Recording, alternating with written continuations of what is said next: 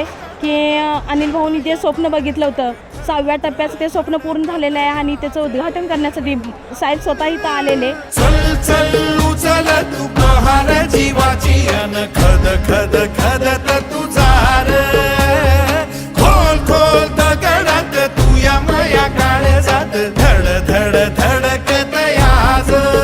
शेतकरी गरीब कुटुंबातला मुख्यमंत्री होतोय हे पचनी पडत नाही, अजूनही ते मान्य करत नाही.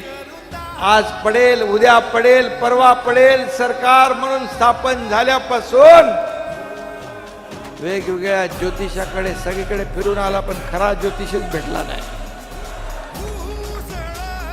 पण माझे शिलेदार शिवसेना भाजपा युतीचे आमदार आणि या राज्यातली जनता खंबीरपणे पाठीशी उभी राहिली म्हणून तुमचे जे मनसुबे होते या महाराष्ट्राला मागे ढकलण्याचे, या महाराष्ट्राची लूट करण्याचे, हे सगळे मनसुबे आमच्या जनतेने धुळीस मिळवून टाकले.